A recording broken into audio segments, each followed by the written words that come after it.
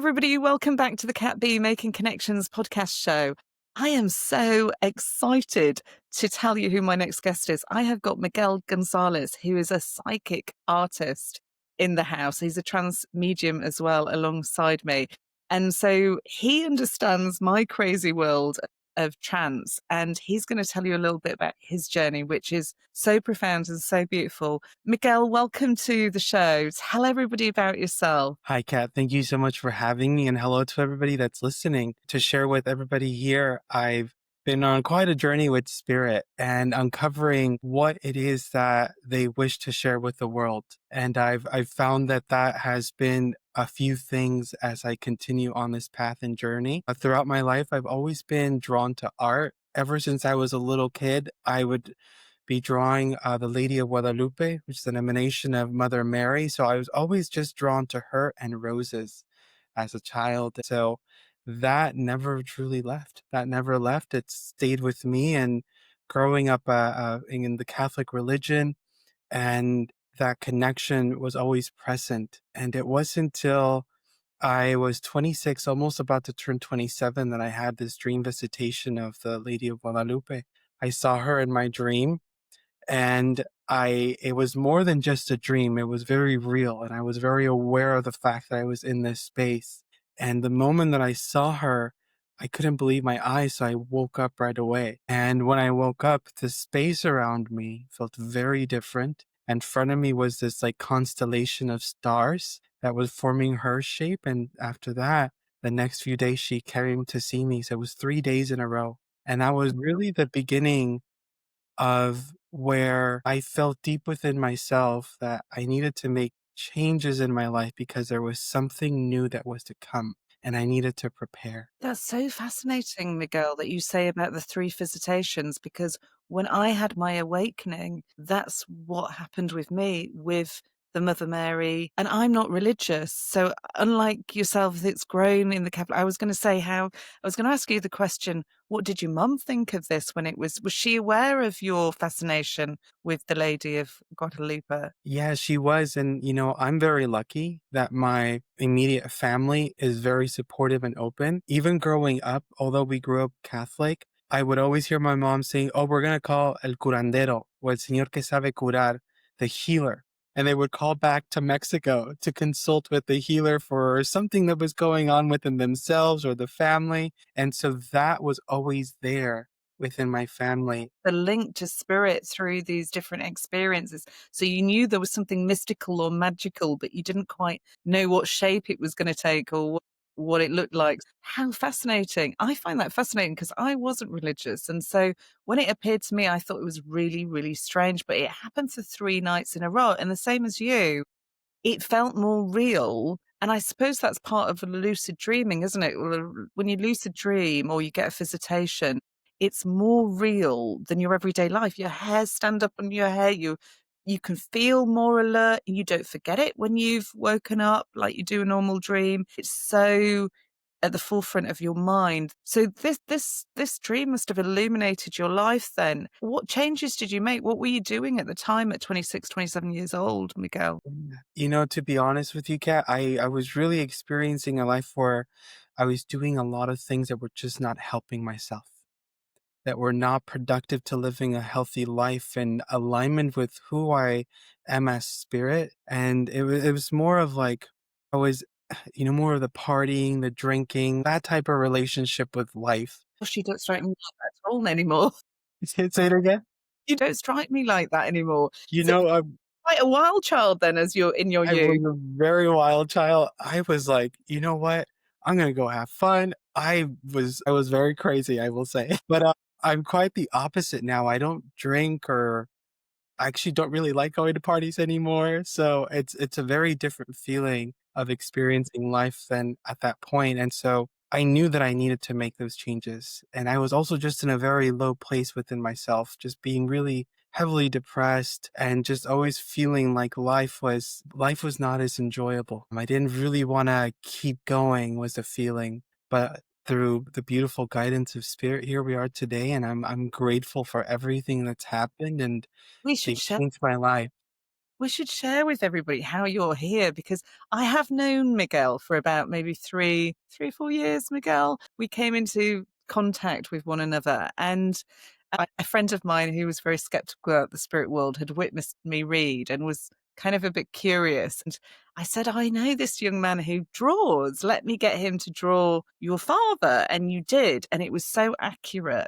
It's now one of his favorite images. And he was really blown away. He was like, that is my father. That is my father when he was younger. And he'd lost his father at such a young age. It was really, really beautiful. And I just think that's such a gift. I went to art college and I love to draw with spirit, but I haven't sat for them the way that you do on a daily basis. And your drawings are really accurate and beautiful. And in a way, they're really spiritual. The other day, I was sat at my literally about to post my social media, and suddenly this image appeared next to me, and I thought, that looks like Laura. And then I thought, it can't be. I just carried on my work. And then I looked at it again. That is definitely Laura. And I looked at it, and you'd written Laura in the corner of the thing. And I was like, oh, just a minute. Let me get that picture that she sent me. Let me change it to black and white so that it looks like your illustration. And there, when I reversed it, was the same jawline, the same nose, everything. And the timing, as I said to you off camera, was so profound, because it honestly, it was time to make me giggle. It was time to perfection. It was so funny to see her image, almost like saying, I told you so. Yeah, I find it magical. And then I realize, of course, that she's not just signaling to say hello. She's signaling for us to have a conversation, because I'm a great believer that spirit connect the living, and that we're here to live this life. And they're here ushering you, spirit wanting you to talk to the public and wanting you to come on the podcast and say hello to everybody and sort of share what you do. Have you got, it doesn't have to be the picture of Laura, but do you have a picture that you've drawn recently to show people the standard of your detail, Miguel? Because I'd love them to see even one of the roses or something that you've drawn, because you are a beautiful painter, but you're an amazing illustrator as well. Had you done any art before? Because I'm trained in art. So when spirit work with me in that media, I can tell that they're using the training that I've had before. But had you had any, you'd drawn clearly from a child, but had you had any formal training or anything? Yes, I do have a training in art. That was what I attended college for. That was fine Mm. art. And so I learned to draw, to paint. And so that was my journey. And I feel that, I was really blessed the way that everything has played out. I was very lucky because I got a full ride scholarship to attend college, art school. And my parents wouldn't have been able to help even if they wanted to, just because of our economic situation. But I know that spirit helped to get me there. And I know that it was meant to happen so that I could, further explore that world of art so that they can come in and influence. And it's taking me some time to get to really understand how they want to work. And I feel like I'm just getting close to that a little bit more now. And so I do have that background. I have the background in the portraits as well. And so when I started or becoming aware of mediumship, I then became aware of spirit portraits. And I was like, oh, this is possible. And so that's when I started to get curious if that possibility was there. And, it's been really beautiful, but it's also taught me that I have to let go. I Yeah. have to let go. Trained, but did you do any classes with psychic mediums that had done portraiture before? Or did you just sit there with your own pen and pencil and just let spirit take it away, Miguel? Did it just evolve naturally? It was a combination of the two. But a lot of it has just been sitting and letting spirit take over. And that's what I am really just doing my best to allow to happen, such as a situation or withdrawing with your friend. As I had mentioned to you, I sat with the intention of inviting Jesus. We're going to draw Jesus tonight. And here comes spirit saying, no, we're not drawing Jesus tonight. And as I'm drawing, this woman is coming forward. So it was incredible. I mean, that made me laugh even more. I was like, I can't think of anybody better to come through. It's absolutely hilarious, Miguel. It just absolutely cracked me up. I just could not believe it. I could not believe it. And I was saying to you, I haven't looked at her photos for about 2 years. And the photos that I have of her are very, very funny. And that day, I really just needed laughter, and I needed it from spirit. And the combination of what happened, you just can't make it up. You just can't. It was so cool. It was so cool. But I love that it's got you here. When you seem to me, when I've watched you draw, you seem to go into a meditative state, but I haven't seen you go into a formal trance state like I do when I do my mediumship and or singing with spirit, which I like to do, like I like to do in my kitchen and my garden office when nobody's watching. So when do you just literally sit with the intention, or do you take yourself into a meditative state before you enter in? I definitely see that the energy changes around you. And I definitely feel that it gets purer or lighter in some way, is what I've noticed when I watch you. And I can see that you are somewhere else, looking at something else. The accuracy of the drawings is incredible. Thank you, Kat. Thank you. I really, I leave that to the wonderful work that Spirit is able to bring forward, because I'm truly just the vessel when the portraits are being created, and I do move into a slightly light trance is the experience that I feel. So I do set the intention, and after that, I just focus on my breath, and I can feel the energy shift around me. My awareness shifts, and then I just, when they're ready, I just feel this pull to put my pencil on paper, and we go on that journey, and they begin to draw. They direct the pencil to where it needs to move, and sometimes I can hear them telling me, no, we didn't get this right, we have to draw it again. And that's sometimes the personality of the person that's telling me that doesn't look like me. And so Spirit is like working through that to bring forward that beautiful resemblance. Wow, that's amazing. That's amazing. So when you're, because you also trance channel like I do, and you speak with spirit, and you've got a guide who comes through and talks through you, and will do communication like I do on retreat with the loved ones in spirit world. You don't just talk to your guides, you bring the loved ones through for people. You definitely go into a deeper state when you're doing that work. Is that right? That's what I'm noticing, is like you go into a very deep state when you go into the altered state where spirit are going to talk to you. But when you're in the art state, I notice that it's much lighter and it's a much finer. I don't know if that's part of the creative energy, but it seems much lighter to me. I've seen you do painting as well as pencil. Do you use all medias when you're I mainly work with pencil for the spirit portraits. I did recently start exploring pan pastel, which is a softer medium. It almost feels like painting, but it's dry. And then for oil paintings, I use the oil medium to work. That's really more of my preference with the oil painting. That's my baby, I say.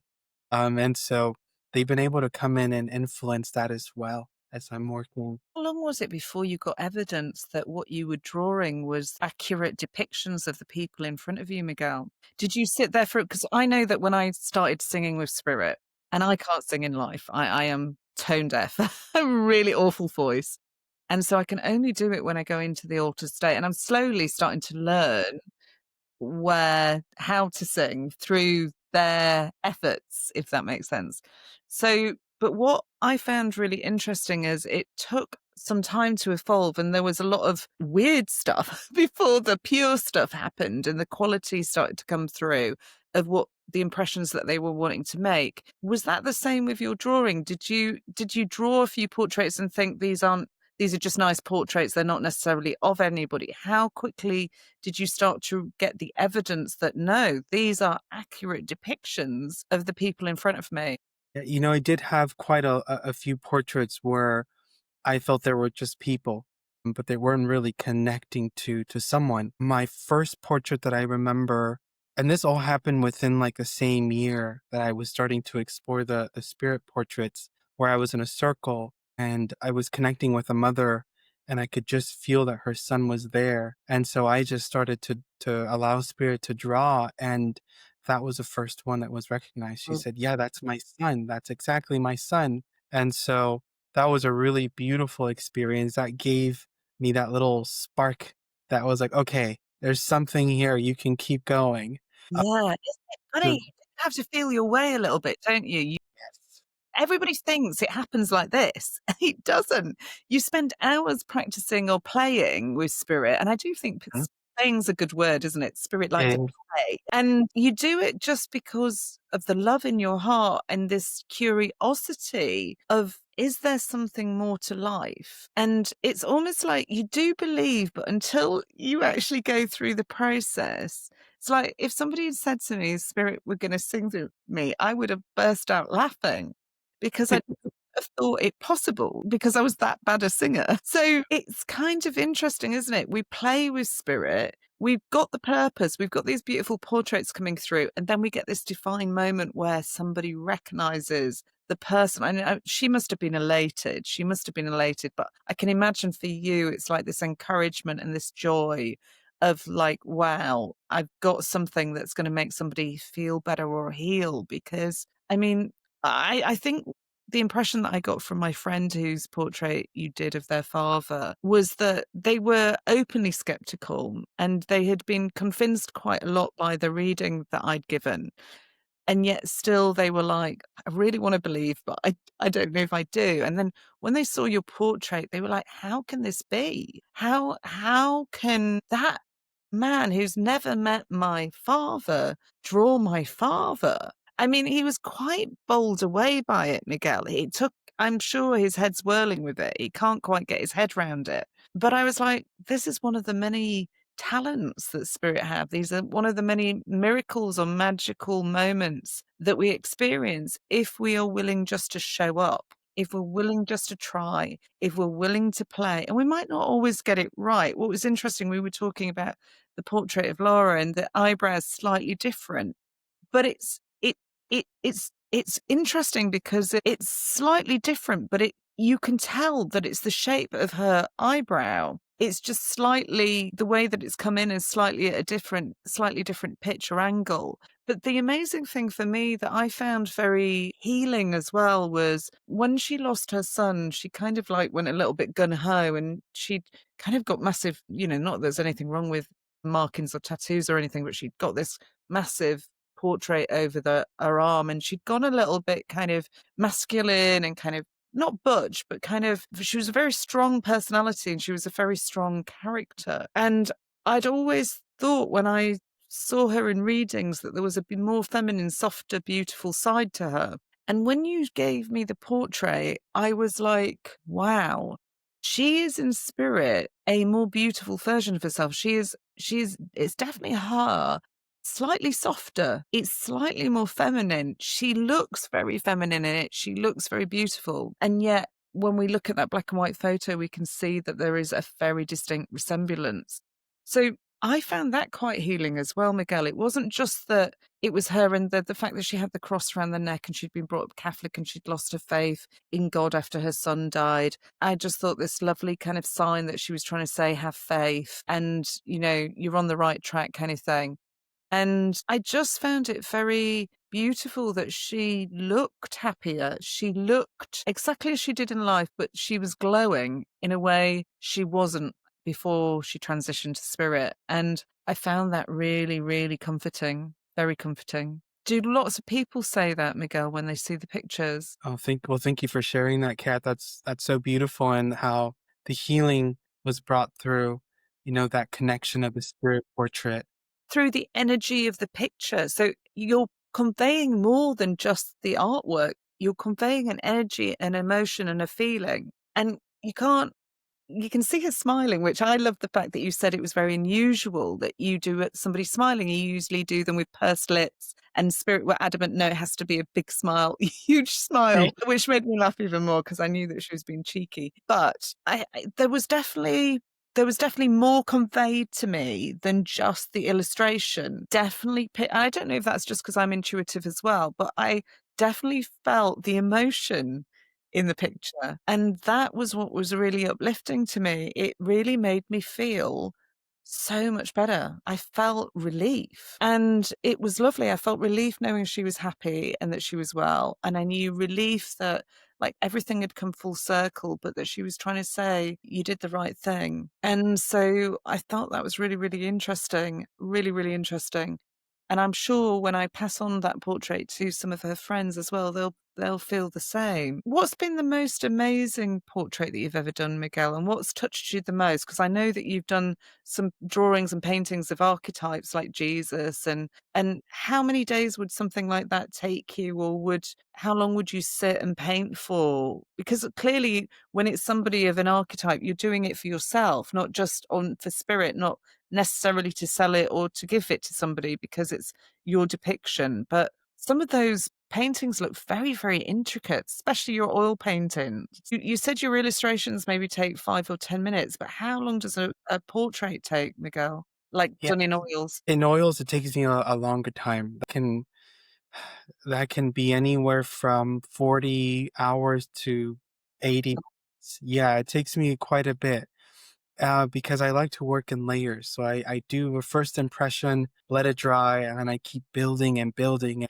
It's through that building that spirit then comes in and inspires, oh, do this, move that, add this color, or they'll impress it like a vision within my own awareness of like, bring this into the image or these colors. And it's a really beautiful back and forth relationship that we have painting. As I'm painting, they're inspiring me. And I'm constantly asking God, I'm like, God, lead me forward. What do you want me to do next? What's the next step? And I just, take a moment to wait. And that little bit of influence comes in. And that's how that painting gets transformed. When you do a painting over a period of time, do you feel the same guides come in when you go back to the painting?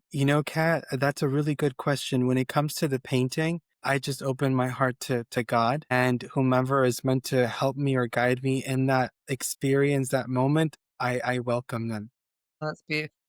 I do notice with the spirit portraits, it is a specific guide, but when it comes to the painting, I offer my heart to God. Oh, that's so beautiful. It's so beautiful.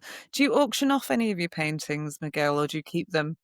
Because some of them are Yeah, so intricate and stunning. Do you have I've taken a bit of a break with gallery shows and displaying my work, and part of that has to do because I've been focusing quite a bit more with developing trance and my relationship with spirit. But recently, I was very lucky that I was invited to a fundraiser. It was a cancer fundraiser, and so I donated a painting to be auctioned off. And spirit was very much present with creating that painting and purpose why it was being created, and those that were to take it home would also receive healing in their home. And so that was quite beautiful to experience. Yeah. really, really beautiful. I think you're gonna do more of those kind of things. Tell me about your trans journey because I'm also a trans medium, and I know that you, a bit like me, developed quite naturally into this, guys, and you're sitting just like I do every week, spirit to again, because people think these things just come from nowhere, but they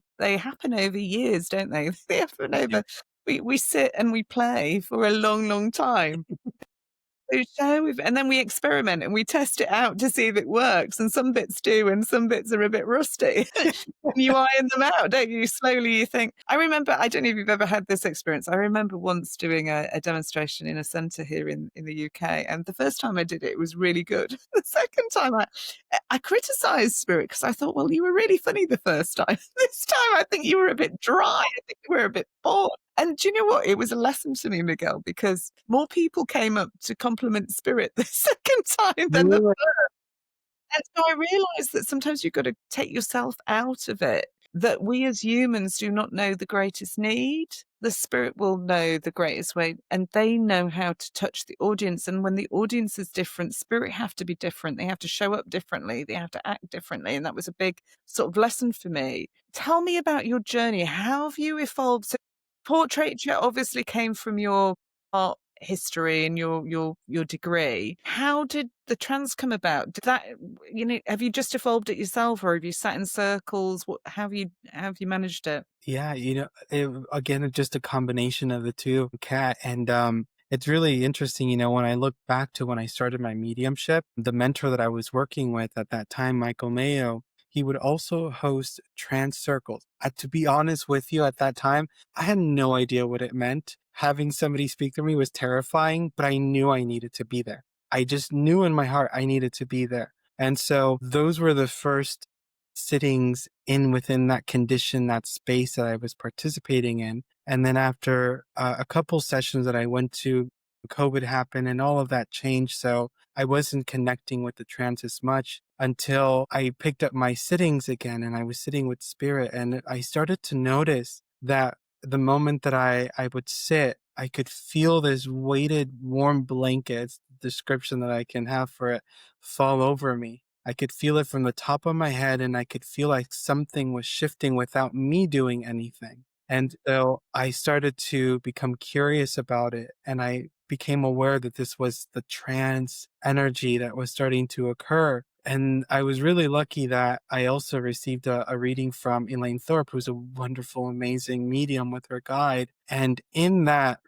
connection, that reading, my guide spoke through her in his voice. And he just said to me that he was Braveheart and that he loved me. That was how short it was and how beautiful it was. And after that, I kept wondering, who is his Braveheart? Who is his Braveheart? And I would sit and I could feel him come around, to be around my space. And during the sittings, I could see bits and pieces of his life that he was sharing with me, and he was sharing information about who he was. Till one day, I was laying in bed reading, and I could feel him come into my space. And I'm like, "Hi." I'm like, "Hi, Braveheart." He's like, "Look me up." I'm like, "What do you mean, look you up?" He's like, "Look me up online. You're going to find me." I'm like, "I'm going to find you?" And so I Googled looking for Braveheart, and sure enough, I found him with the information he had given me. Oh, wow. And Now, that was. see Mhm. Braveheart, all the Scots in Britain are gonna be you're talking about William Wallace, but I think you're talking about is it William Wallace or is it a Native American? It's a Native American soul, yeah. I thought it was a Native American. So I was laughing because I thought people all think it's Braveheart as in William Wallace, but I was confident that when I saw you work, it was a chief guide that came through from the native world. Amazing. And you found out information and it checked out with the information that he gave you, and that's how you knew who was working with you. That's fantastic. And how's that relationship developed? I should say to people, actually, 'cause people probably wondering what's trans mediumship. So when we work normally with spirit, we're working in what we call mental mediumship, which is mind to mind connection. So we're getting impressions. We might see things, which we call clairvoyance. We might hear things, which we call clairaudience. We might know things, clear cognitiveness, might smell, taste. We might get gestures. We might get movement. We might get feeling in the body. We might experience a pain or a movement. And as we deepen our connection with spirit, not always, because some people just remain beautiful mediums in terms of mental mediumship. But if you're like Miguel and I, who like to experiment, and I, like you, fell into a trance circle and just thought, I have to be here because I had seen somebody do trance mediumship. And I thought to myself, what are my eyes seeing? Like I'd seen physical mediumship, which is trance is just going a different, it's going into an altered state and it's allowing more control of spirit, not to the point where they're guiding you, they're not in control of you.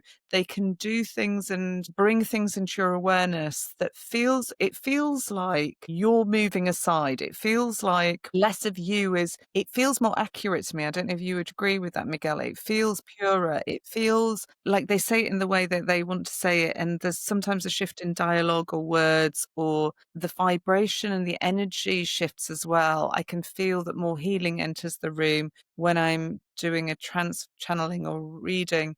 I can feel a different flow. And sometimes when you're channeling as opposed to doing the actual readings in spirit or you're talking, there's less interruptions or breathing space. The flow of energy just seems to be like a constant stream of consciousness, as opposed to when we talk ourselves, we pause. We might think we don't need those breathing spaces. There seems to be more fluency to what and also I see that their timekeeping is very good, that they are better timekeepers than me. If they say they're going to talk for an hour, it'll be exactly an hour. If they say they're going to be in for 10 minutes, they'll talk for 10 minutes and they'll change things. I know I was doing a channeling for my circle the other night, and sometimes it's really simple things, Miguel, that really move me. And they were talking about a seed and they were talking about imagine you're the seed and you're in this ground and you can't see where you're going. You don't know what your purpose in life is. You don't know what your role is. In fact, you don't know that there is a life beyond this space. And yet, the nurturing and the love that is given to that seed means that it expands and it grows in that space, pushing out, but still its environment doesn't really change. It doesn't know where it's going. It doesn't know what its purpose is. It doesn't see the world above. And then one day it breaks through the surface and it breaks through. And Spirit was sort of saying to the group, you know, sometimes mediumship's like that. Sometimes life is like that. You don't know where you're going, and yet you don't need to. If you sit in trust and you just expand where you are and you expand into this space, amazing things can happen. So what we often find is philosophy comes, but it comes through really strange metaphors sometimes that I would never have used. I'd have never have used that metaphor. I'm not a gardener. I'm not somebody who would have even thought about the seed not being able to see anything, you know. And so it is incredibly poignant, but it's incredibly simple sometimes, but it's very effective when they link it back. And I've seen in addresses where they'll talk and every person in the audience thinks they're talking just to them. Yeah, because Spirit understands the connections of the wider audience. And you're mesmerized because you're like, how can that be that they've hit the golden nugget in every single person's heart that they think you were only talking to them? But Spirit knows that they were talking to the collective, and they've drawn the people into the space, and they know what the theme is or what the subject matter is of the greatest moments. Now, I've seen you in trance. You're very good, and I really enjoyed watching you, but I have noticed that you've got a willingness, a bit like I have, of you don't mind if it goes wrong, you just turn up and you keep going, and we almost have to break through those boundaries, don't we? Because when we're in trance and altered state, you are slightly more vulnerable. It is difficult for people who know you as one person to see your personality change, your words change, the conversation change, and you go almost into a teaching role sometimes. And it's very profound to somebody whose loved one you bring through in trance because the accuracy of the information, even if it's really simple information, will sometimes surpass the mental mediumship, I think. Do you agree, Miguel? You know, Kat, I agree with you. And for me, what I've noticed is the energy is so present, that presence of spirit is Mm. felt. And when that person is hearing about their loved one, if it's the guide speaking, they can feel that their presence there. And I think that's the difference there with the trance. And it can happen with mental mediumship because I've experienced it as other mediums are communicating with me that I can feel that closeness of spirit. You're But I right. find that It's more profound, isn't it? You're right. it's a It bit is more more profound. consistent. Yeah. Yeah, it's energy. I think you're right. It's hitting the energy's hitting more senses, and it's a more healing vibration, I think. And also when you really let go, and I don't know if you find this as well, it's the joy. I Yeah. feel that when you go into trance, it's almost like, I shouldn't really say this, but it's almost like a drug. It's like of life. And I feel high. I feel so joyous and so happy. And I don't really care what I look like or what I say. I just enjoy the experience. And I do get a little bit embarrassed when they've started playing physically a little bit, changing voices and putting on characters. And I'm a little bit less comfortable with that, Miguel. And yet I'm trying like you to be brave and let it out. And when it does, it really amazes me. Even like clients that I thought would be really straight and found it really difficult just burst into laughter and find joy and say, I haven't laughed like that for so long, and that is so funny. Like, why don't you do that more? Yeah. So, 'cause I'm embarrassed. I don't know if I wanna be this character or this, and of course, it's still me. It's still my consciousness as it is you with Braveheart. It's a blending and a harmonization, but it's definitely a deeper blending. But there's joy and there's fun and there's deep, deep healing. It's very emotional. Yes, absolutely. Yes, it is very emotional. You know, some of the feedback I get from people was just by listening to Braveheart speak, they feel emotional and they feel like they're in a different space. And I feel that, it's trance really opens up the space where God is felt in that harmony and balance of feeling the unconditional love. And I feel that that's what people are feeling is that unconditional love as our guides are coming through for whatever it is that they're wanting to share.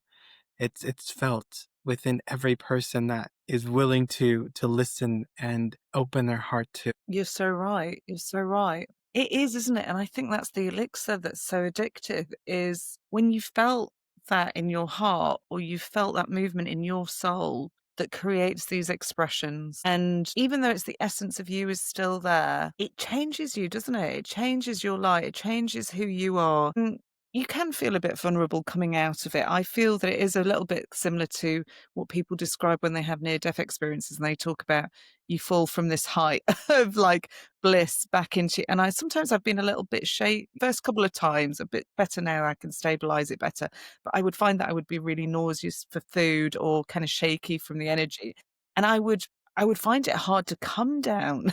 Because I would find it hard not to be giddy or laughing, and if somebody said something to me very sharp or kind of profound, I would get more. I'm very sensitive, so I would get more upset. I would feel emotion stronger. I have to be very careful. Do you the same when you come out? A little bit more gentle with self Yes. because any slight movement or commentary from someone else can really set me off kilter. So I I completely agree with you there. Yeah. yeah, and I think the management that you have to have and the discipline you have to have when you're doing trance is really more vital than, I know that we're getting more energy coming in, so spirit protect us in some way with their energy, but this transition back to normality seems much more delicate to me, Miguel. It seems like you've got to take it a little bit more seriously. Yes, I agree with you, Kat. And you know what I've noticed in trance is when we really allow the surrender to occur during the harmony and the blending, we step out momentarily. And so it's our spirit body that is out just a bit.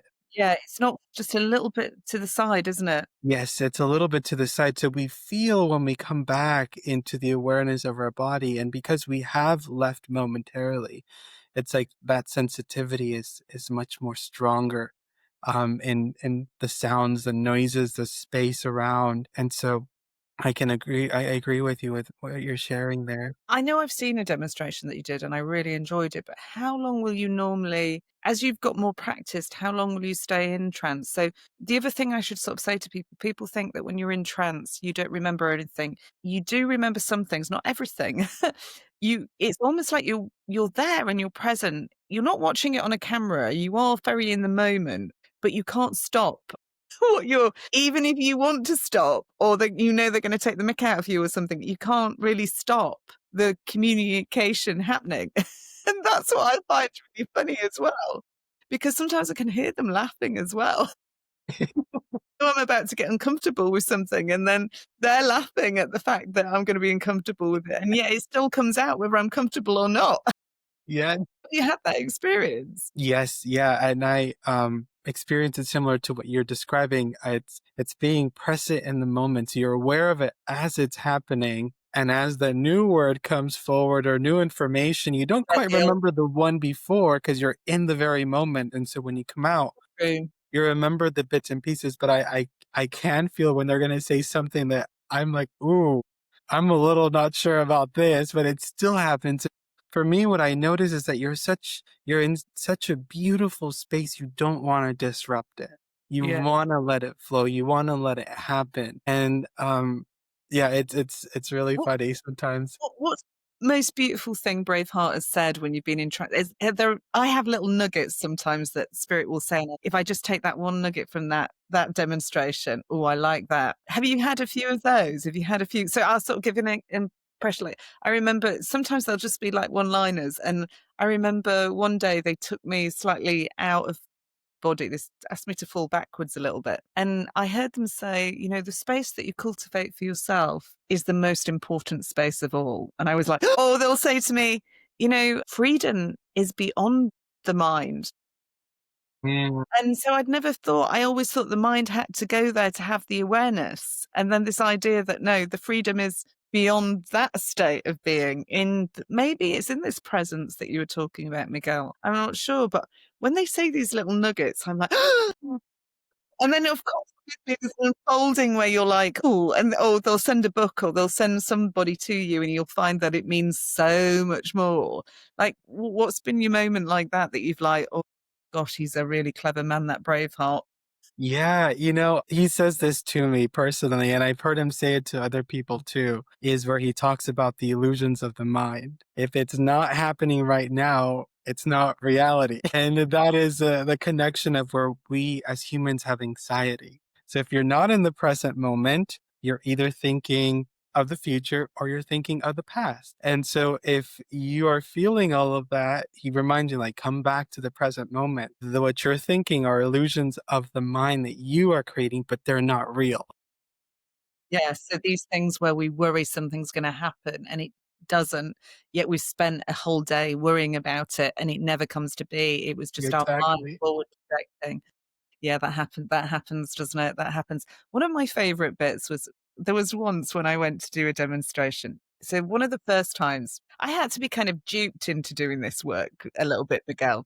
So when they were riling me, they had asked me to go to this place in Bethnal Green, and anybody who knows London will know that in a Bethnal Green, it's a very hearty place where people are very real and they want evidence. And there was a little old lady there, Miguel, and she was ever so funny, and she was like, I hope that the viewers don't mind me. I'm going to warn you. I'm going to say a swear word. But they were like, she was like, oh my God, they're all shit. They're all shit. Like, when are you going to get a good one? When are you going to get somebody? And I thought, oh my God, I've come here to do trance. This woman is going to annihilate me. If anything goes even slightly wrong, this lady is, and she was such a sweet lady, Miguel, but she'd already decided it was over before it started. Does that make sense? And she sat Yeah. down and I went into trance. And fortunately for me, the communication must have been good because she was like, she can come again. She can come again. This guy in the front row, it was really amazing. He said, is your hand hurting? I said, my hand? I said, what are you talking about? He said, you sat rotating your hand for a whole hour. I had no awareness that I was doing it, but what I was realized that they were doing was pulling in the energy and bringing it out, pulling it in to keep the flow. They were almost helping me with the physical energy, calibrate the spiritual energy by keeping it going, by moving the hand, bring it into the body, moving the energy out, bring it into the body, almost like wafting energy through the chakras. I found it very, very interesting. And next time you're in trance, try it because it's really profound. You find that suddenly the energy or the information strengthens. The other thing that I noticed, and it wasn't on this night, I think it was another night that I went to the same place, was that they made me say things that I would never have said if I had my eyes open. I had a next time I went, I had a blindfold on because I wanted to prove even more to this lady that I was real and that what was happening was not me. And they put a pregnant woman who was 9 months pregnant, 8 months pregnant, sorry, into the chair next to me and not knowing that she had lost the last previous child, Miguel. And if I had known her situation, like fissioned, I would never have said the words that Spirit said to her. And all I could feel is that they put my hand out. I didn't know the lady was pregnant. I didn't have a clue who was in the chair. And what they said to her was so profoundly healing, but so shocking to me when I realized the situation and I took the blindfold off. And I think it's really interesting because in life you make decisions with your physical eyes. And I would have been scared, Miguel, to say some of the things. I would have tailored it slightly or adapted or filtered it to land a little bit softer. Does that make sense? But they were quite Mhm. direct. And yet what they shared with me is for that person, that was the right communication because that was their style of communication. So I think it's not that they take more risks, but they have a greater understanding of who the person is and what their style is required for them. And that's not to say that we don't have to follow the etiquette of spirit or the ethics. I think what they did was very ethical. It's just I'm very English and very sort of polite, and I would have been a little bit, I blush if I swear in a reading, but it's like it was very polite and it was very the woman later told me that it really she was scared of childbirth and she found it very calming and very comforting to know that this child was going to be all right and she was literally going into labor within 2 days. So there's things like that I noticed that I would never have done. And it scared me a little bit, Miguel, because I was like, is that the right was that right? Was that but then I guess you learn more from surrendering. You have to put your mind aside, don't you? You have to trust on a different level. And it takes time to develop that trust. It doesn't happen overnight. It comes, like you said, from sitting on a regular basis. And you don't know. I remember when you were experimenting, you were in a group that I was in, and you were just doing it for the first time on Zoom, I think.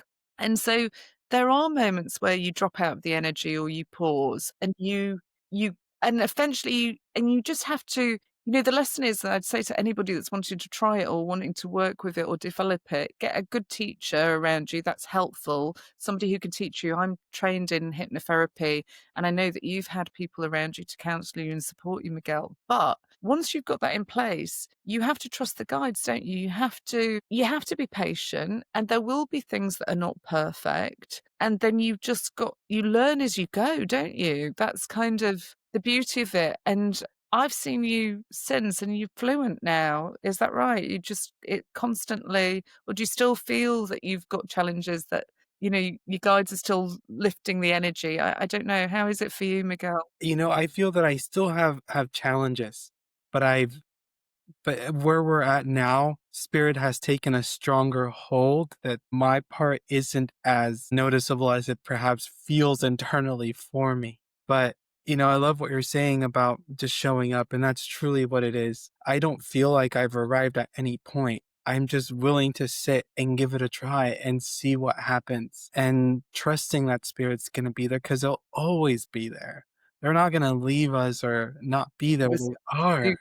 Sometimes we do get panicked and scared though, don't we? Like, Yeah. especially with this audience, and you're thinking, "You are gonna rock up for me, aren't you? You are gonna rock up." Yes, that still does happen. Yeah, I have a demonstration that I'm going to be doing next week. And even this week, I was sitting within my own self. I'm like, what if it goes wrong? What if it doesn't work? And I'm like, no, no, stop, Miguel, stop, Miguel. It's going to go well. It's going to be fine. And so those experiences still come up. And I think it's just part of being human. Yeah. But they get easier to manage as we continue to do this work because of the experience and trust that we build with spirit. Yeah.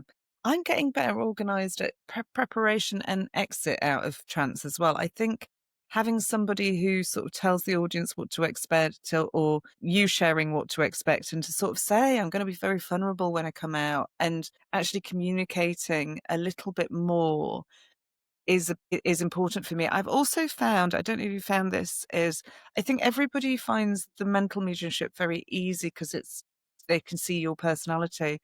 I've had 1 or 2 people, and say it's not that many, Miguel, but say in a room of 40 people, there might be 2 people that get very sort of emotional or kind of find it a bit strange because they think you've been possessed or taken over. Maybe their nature is slightly more conservative, or they don't understand spirit as deeply, and it frightens them. So I think I've elected to sort of say to people, listen, this isn't right for everybody.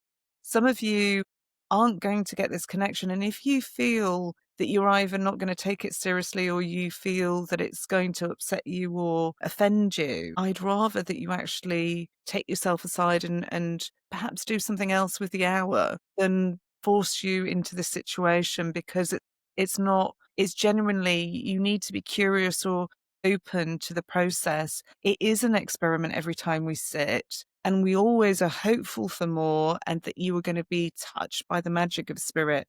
But we are not in control of the process. And so, if at any point you feel a little bit unnerved, I'd rather you be very honest about it now. And there's always another opportunity to see it later down the line. Have you ever had an experience like that, Michael? Or do the audiences you tend to work with just sit in full acceptance that they're so excited about having this experience? Kat, it's a bit mixed as well. I personally always just my prayers are to the spirit world and my team, and I say to them, bring those that need to be there, guide those that need to be present.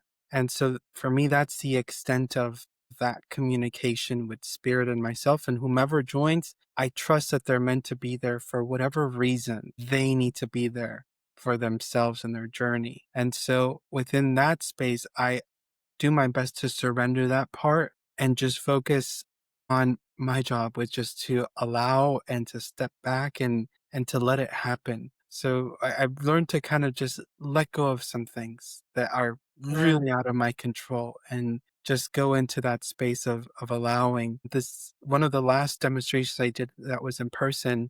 Sometimes I feel like there are blessings that occur. And this was the second one that I've done like in person in my area. Super small group that showed up. It was 5 or 6 people, but I was like, perfect. That's great. And there was a lady there who spoke to me after. She's like, I didn't believe in any of this. But Yeah. after the experience, she was so moved by how she felt while the Braveheart was speaking and the message that was given by Braveheart from her dad that changed her whole perspective. She was such a different person by the end. I could see it in her eyes. Her light was like brighter and sparkly. And so that was really beautiful to experience in that moment. I was like, okay, this soul was really meant to be here today so that they can experience that connection and oneness to spirit through their own experience. So that was really beautiful to be a part of. That's really stunning. I started with small groups, and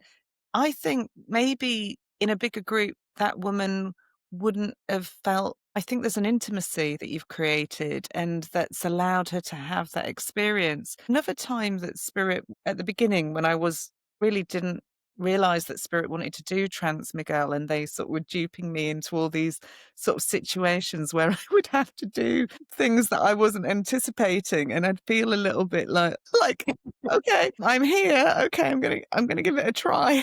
Don't know what to expect. I remember there was and again it was at Bethnal Green, and spirit must have transfigured my face. You could have fried an egg on it. It was like so hot, and my skin was really soft when it came around. It was broad daylight. There had been a change in some of the features on my face for the man in front of me.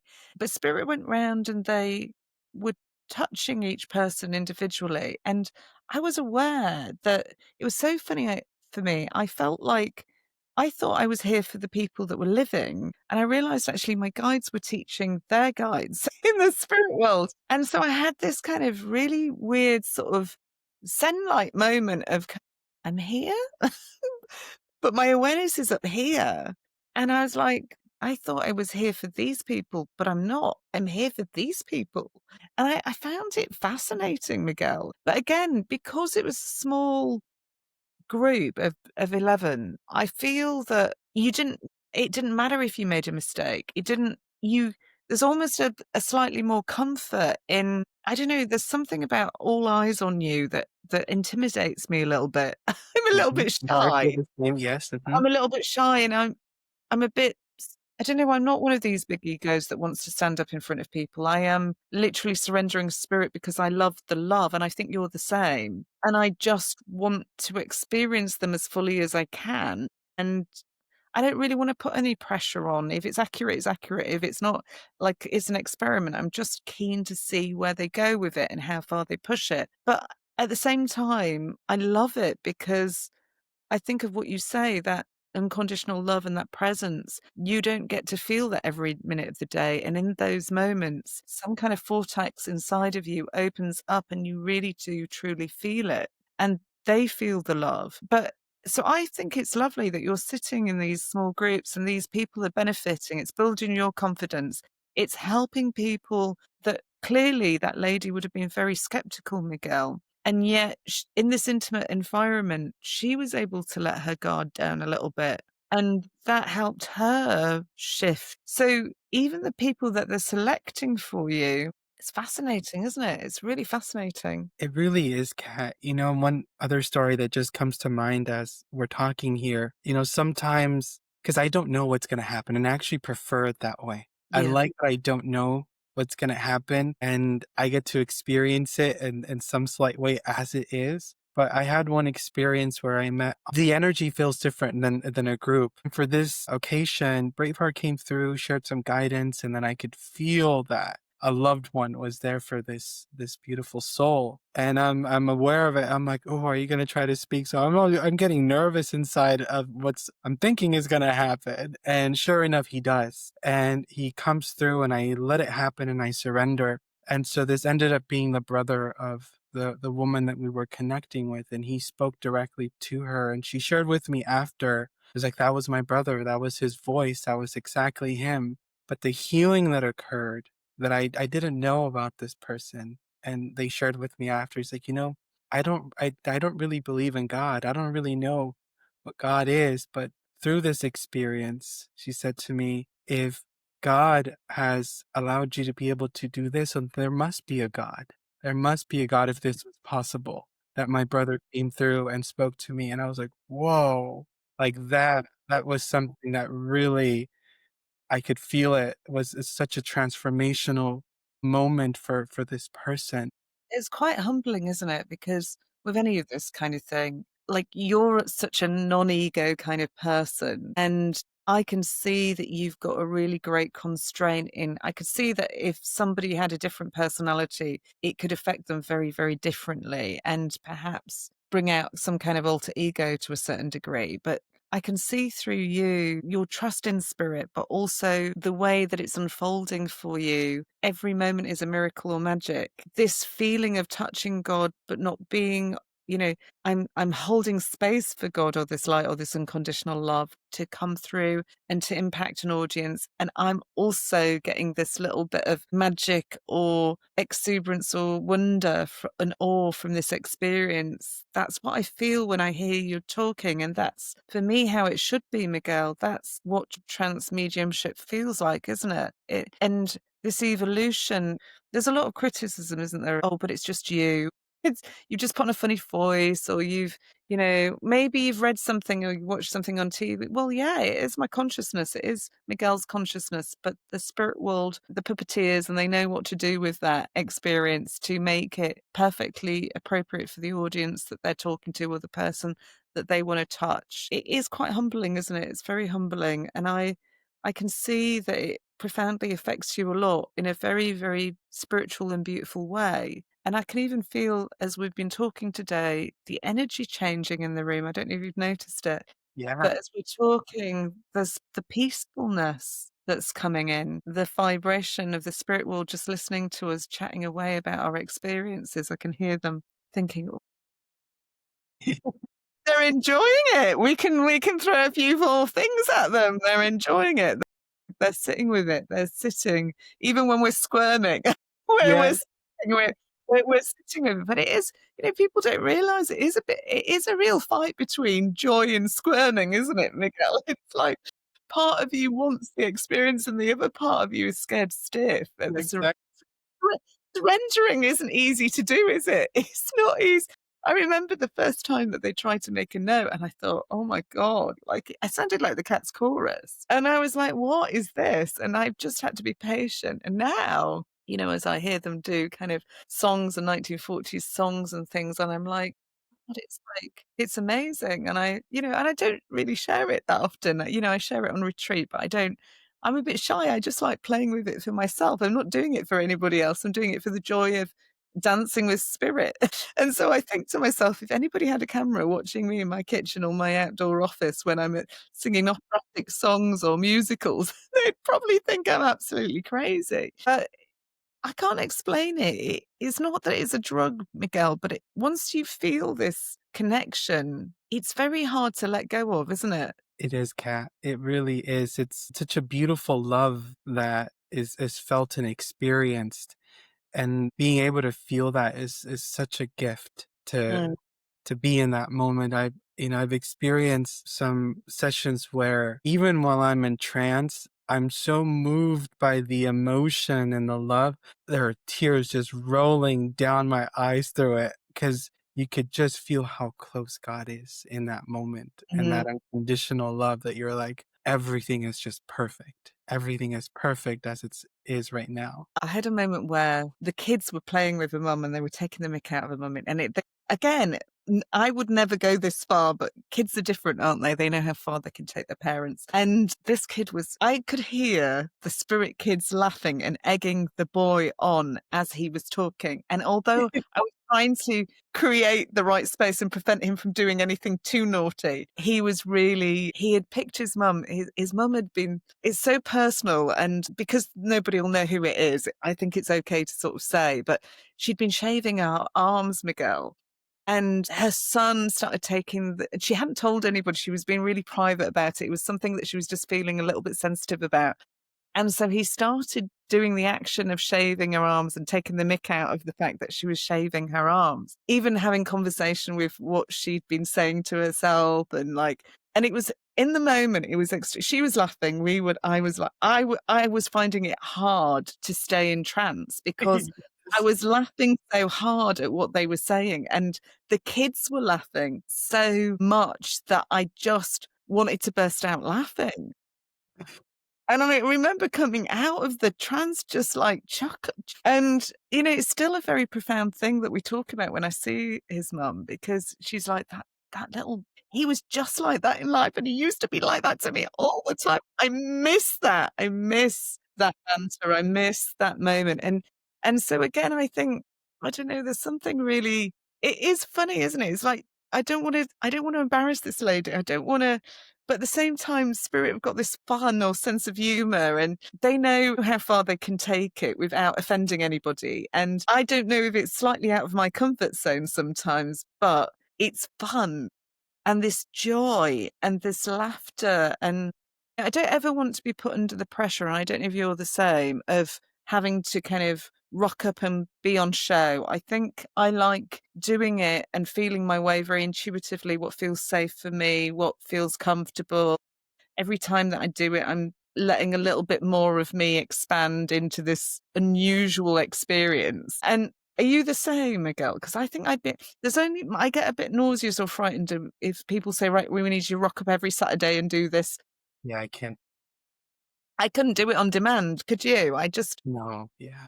No, it's very delicate. It's very delicate. It's very delicate. Have you got any of your drawings, or because I'd really like the viewers to see some of your drawings, have you got any nearby that you could just flash at the screen? You know, I do have a painting here, and I'll Yeah, grab it sure. really quick here. So I'll share this one right here. Wow, that's one of the roses ones that I saw. Oh, that's beautiful, Thank beautiful, you. Miguel. It's beautiful. It's beautiful. Wow, love it, love it, love it. How long would something like that take you? You know, this one we worked on and off for a couple years.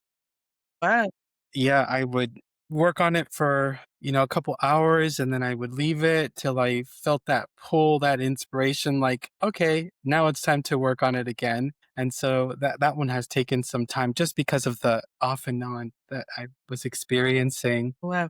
Now I think I know the answer to my final question, and that is, do you think you'll continue to develop and go deeper? And like, what's next for Miguel? What do you want to experience next with, where do you want to take your mediumship? I'm really excited to understand. You know, Kat, that's something that I've been thinking about. And when I reflect on it, I'm really trying to move into a space of letting spirit guide me to wherever that's meant to take me. I'm I'm trying very to much the same way that you are. I don't care to be in the spotlight. If I'm behind a curtain, nobody sees me, great. I'm happy. I'm the same, Miguel. I'm a bit shy. I can be a loud personality like this and have a lot of fun, but at the same time, there is a shy bit of me that's quite private and doesn't want that kind of attention. And Yes. so, yeah, isn't it interesting? We're very similar kind of characters like that. I have heard of trans artists that go so deep that, you know, butterflies fly out of the paintings and all sorts of incredible things happen. Do you just want to keep giving and just keep experiencing? Because I guess it's infinite how far we could take it. It's just a case of getting more used to it and enjoying it and surrendering and letting go, isn't it? Yes, it is. Yes, absolutely. Yeah, I'm not sure where it's gonna go, but I know that I wherever it is, it's gonna be good. I trust that. And something I've been trying to focus on a bit more is reminding myself that I'm I'm doing it for them so that they have an opportunity to express themselves. And so that has helped me to be a bit more willing to try something or do something that even though I'm like, I'm nervous, I don't know if I want to do this. I'm like, no, it's an opportunity to allow Braveheart to speak. And so I'm going to honor that. I'm going to trust that.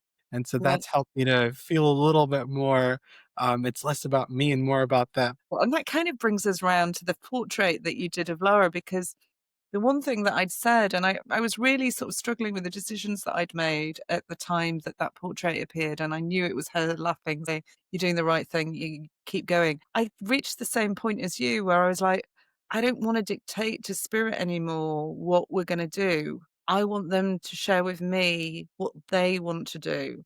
And I want to just be willing to show up and do or try to attempt what they need when they need it, how they want it. And that's a different level of mediumship and the spiritual journey that, even as a professional medium who's been working 10 years, there's different levels to surrender and different levels to faith, isn't there? And to have complete faith is to hand over completely to them. And I don't know that I have ever done that yet.